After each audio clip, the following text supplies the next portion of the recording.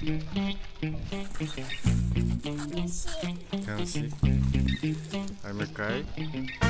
So.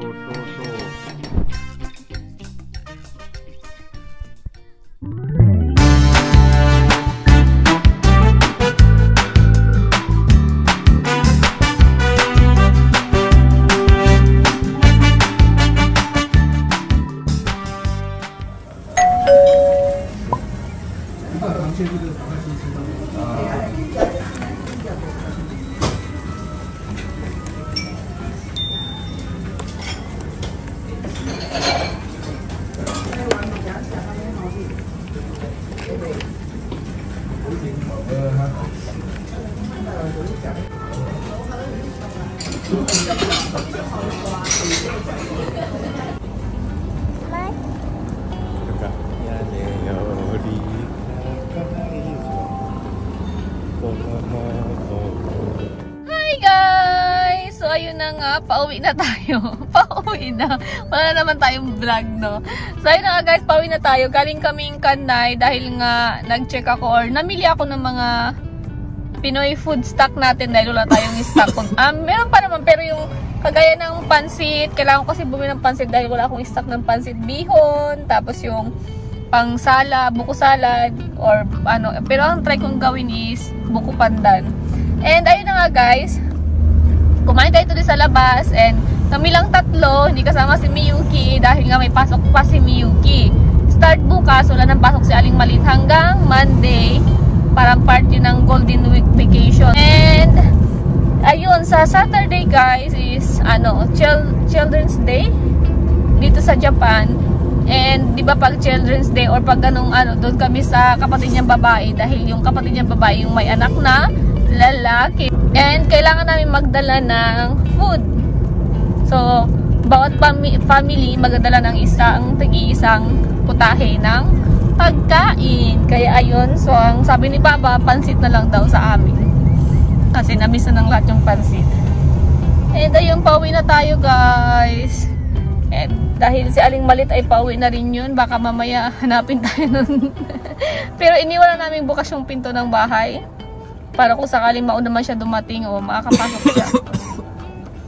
And tulog na yung isa guys. And nakikita niyo yung sa pisngi niya, kinagat yan ng lamok. Hindi namin alam kung saan yan siya kinagat, kung nung time na nagpicnic o sa loob ng bahay. Hindi namin alam, basta pagka umaga na lang meron na siyang ganyan. Kawawa, dalawang kagat. So yun lang guys.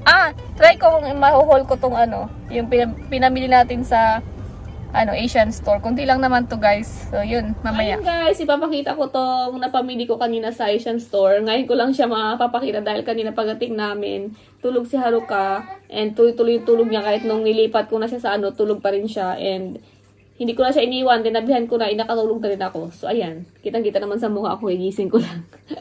So ayan, pakita ko lang to. Ayan, kumuha ko doon ng Nova. Paborito to ni Aling Maliit din. Para sa kami ng gusto. And ayan, kumuha ko guys ng Pandi Coco. Di pa partner natin siya ngayon sa ating kape. Ayan o, nagkakape na ako. Ayan, kape tayo guys. Sabay inom eh. So ayan, Pandi Coco. And ito talaga yung sadya ko doon yung bihon. Sa Japan, meron naman guys, bihon na nabibili. Kaya lang, parang naibahan ako. Iba yung texture niya. Nag-try na rin ako. Siguro ilang bisan ako nag-try ng bihon ng Japan. Ibang klase. So, yan. Minsan, mapakita ko sa inyo kung ano yung tsura nun.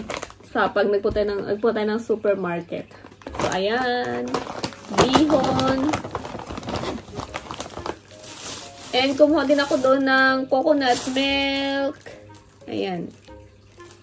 Isa lang. Meron naman coconut milk na bibili sa supermarket. Yung maliliit. And kumuha ko doon ng coconut pandan na condensed creamer. Kasi plan ko gawa ng buko pandan. Pero hindi ko sila dadalhin sa ano. Doon sa Saturday. Yung coconut na, yan sa lata. Kasi hirap makahanap ng fresh. And kumuha ako doon ng iba. Kasi minsan may mga gusto akong lutuin na may i-buff, kagaya ng sopas. Pwede naman fresh milk, pero iba talaga ang lasa pag sopas, ay sa pag i-buff, diba guys? Tapos, ayun, hirap din makahanap ng i-buff sa supermarket dito sa Japan. Dati, yan ngayon sa, yung malapit sa amin na supermarket, dati nagbibenta. Ngayon wala na, kahit anong check ko, wala talaga. And then, chili. Ito na siya, sabi ko sa inyo, kumuha na ako ng chili na maham. Frozen to, guys. Kasi nga, yun ngayon sa chicken feet, yung plan ko kung paano ko siya lutuin. Kaya, yun. Kumuha tayo niyan. And syempre, kumuha tayo ng isang Mr. Gulama na jelly powder. Ayan. Laro ka. And then, syempre, kailangan natin to real squish calamansi extract. Diba? Kailangan natin to. Need natin to para sa ating... Pasan ba to? Hindi kasi kumuha pala ako nakaranang yung chicken leg, yung malalaki. Ang plan ko dun, gawin ko siyang mang-inasal. So, ayan. And then, kumuha ko dun ng vinegar na spicy. Last is yung ating saging saba. Ayan. Dalawa na ang kinuha ko. At hindi pa masyadong hinog yung kinuha ko kasi hindi ko alam kung maluluto ko agad siya or hindi. Kaya, yung medyo green pa yung kinuha ko, guys. Madali lang naman to siyang mahinog. And, ayan nga, 5 pieces, 399. Depende sa laki. Ito, 5 pieces din, pero 341 dahil medyo maliliit. So, yun, hindi ko alam kung magkano yung total kasi kay Papa ang receipt. Pero, ang ko kanina is, ang pagkakalala ko, ang sabi ni Papa is nasa 4,000 yen plus. So, yun. Diba? Yun, kung nasa peso na yung mga nasa 2,000 plus na, pero ito lang yung nabili natin. Mambo siya! Ingay ni Haruka chan doon. Dagdag talaga. So, ayan, ang ating pahol. Ayan. So, yun, pansit lang naman ang plan kong dalahin sa Saturday. Or baka dagdagan ko na rin ng lumpia. Ay, yung daldal, narinig niyo yun? Kasi mahilig din sa lumpia. Kasi gusto din nila yung aking lumpia. So, yun lang, guys. Kape muna tayo. Achacha! Tapos si Haruka ngayon, gusto niya yung word na aputi. Puti-puti. So, yun lang, guys. Yung ating Pinoy food haul. And, ayun pala, guys. Si Papa and Miyuki nasa park. Nasa park na naman sila. Kasi si Miyuki, guys, marunong na mag-bike. Hindi ko pala nasasabi sa inyo, pero marunong na siya mag-bike. Nung Monday lang, kasi holiday pa rin holiday nung Monday, so wala siyang pasok. Ang daldal ni Haruka. Ang daldal. Opo! Apuchi. Diba guys? Apuchi. Wait lang ha. Finish ko lang tong vlog ha. So ayun, nung Monday lang siya nag-start. Nung Monday lang din siya guys nag-try mag-practice mag-jedensya or mag-bike. Tapos natuto ka agad. In saglit lang, sabi ni Papa. Ilalagay ko na lang yung video dyan guys. Nung una, hindi pa maano, tas hanggang sa natuto na. Saglit lang, as in one day lang, natuto na siya mag-jedensya, or mag-bike. Kaya yun, na-addict na siya. Tuwing galing sa school, pag galing sa school, papunta ng park, nag-jedensya, doon siya nagbabike. Kasi sabi ko, wag mo na siyang magbabike dito lang sa mga kasakasada kasi nakakatakot. Sabi ko, okay lang sa loob ng park kasi wala na may ibang sasakyan. Pero as in, marunong na siya guys. Mas magaling pa siya mag-bike kaysa sa akin. Diba? Nakakatuwa. Kaya ayun, sinamahan na naman ni Papa. Nagaya na naman siya kay Papa na na mag-bike nga sila sa park. And after nun, pupunta sila ng supermarket. Diretso na silang dalawa. Bibili sila ng pagkain namin for dinner. And maybe yung dinner natin today is yakiniku na naman. Naharuka! Opo! Mag-yakiniku na naman tayo for dinner. Hi, Miyuki!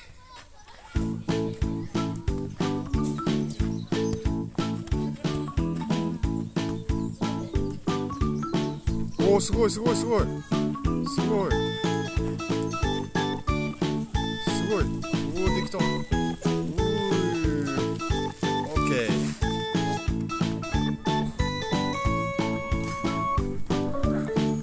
おー、すごいすごいすごいすごいすごいすごい、みゆき。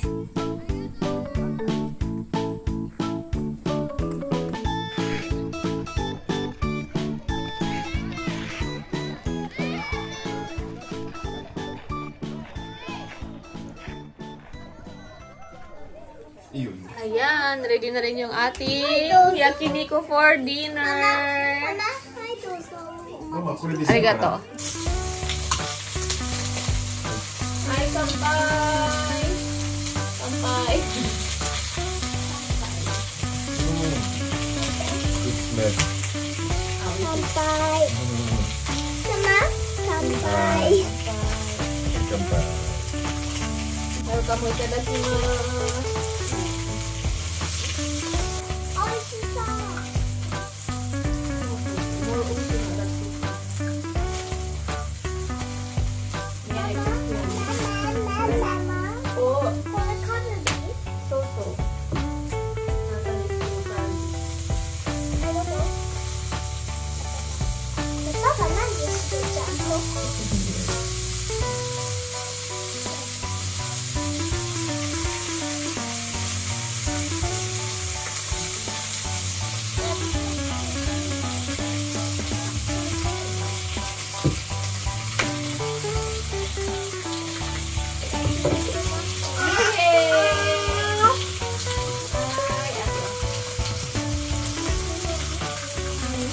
Baka ma-full na may storage pa ba? Maybe full storage agad. Tabele?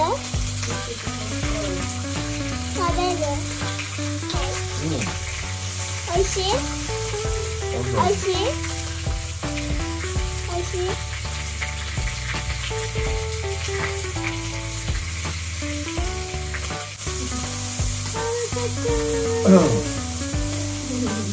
Hi guys!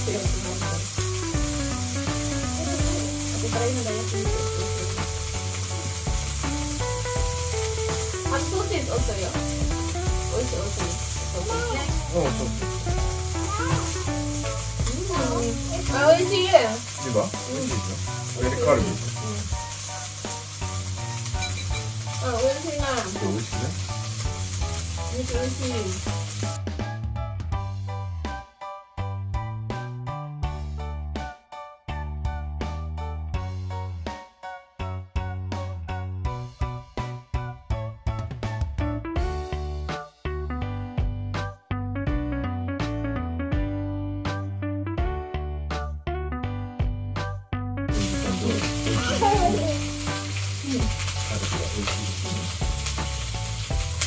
Papa, so yeah, take care.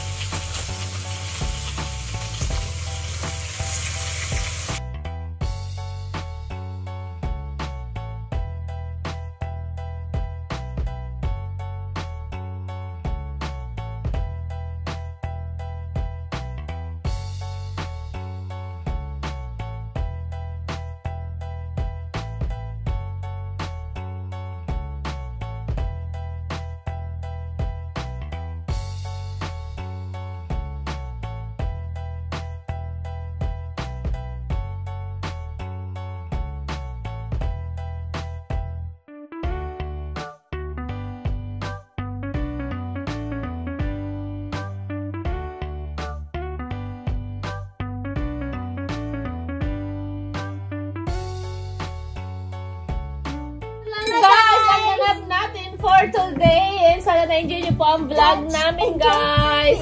And maraming salamat lagi sa panonood sa mga vlog namin.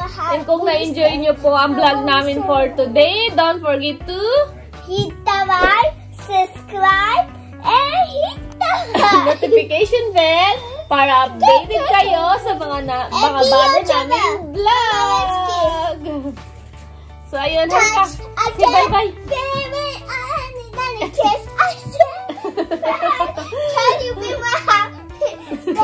Happy siya, guys, kasi Yasumi niya na bukas hanggang Monday. Hanggang kasi bye-bye. Touch and kiss. Feeling, I need a kiss. And favorite. Halika, si bye-bye. Flying kiss. Halika. Touch kiss. again. Flying kiss na, guys. Bye-bye, guys. Bye-bye, guys. Touch again. Feeling, Ang ingay ni ate. Ang ingay ni ate. Susunod. Bye-bye, guys. I love you all. Touch again. Feeling, like that.